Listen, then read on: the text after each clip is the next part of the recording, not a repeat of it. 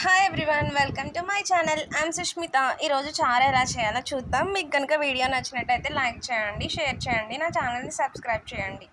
దీనికోసం ముందుగా నిమ్మకాయ సైజ్ అంత చింతపండుని మనం ఒక గిన్నెలో నానబెట్టుకోవాలి. అది కొంచెం నానాక మనము నీళ్ళల్లోకి కలిసేలా బాగా మిక్స్ చేసుకోవాలి చింతపండుని. తర్వాత అందులోకి ఒక స్పూన్ పసుపు, రుచికి తగినంత ఉప్పు, 3 రెమ్మల కరివేపాకు, 2 స్పూన్ల బెల్లం యాడ్ చేసుకోవాలి. ఇవి యాడ్ చేసుకున్నాక కావాలంటే ఒక ½ అన్ అవర్ నాననివ్వాలి, లేకపోతే గ్యాస్ మీద డైరెక్ట్గా పెట్టేసుకోవచ్చు.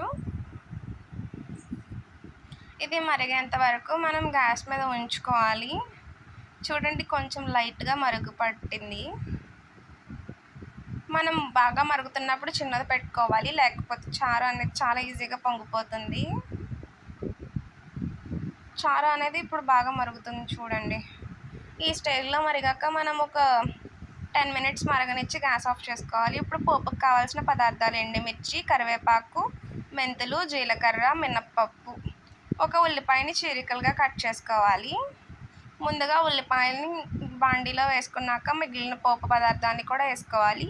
ఇవి కొంచెం లైట్గా ఎగగా అప్పుడు మనం ఎండుమిర్చి అనేవి యాడ్ చేసుకోవాలి. ఇవి కూడా ఎగిపోయాక మనం మరగబెట్టి ఉంచుకున్న చారుని కొంచెం కొంచెంగా ఇందులో యాడ్ చేయాలి.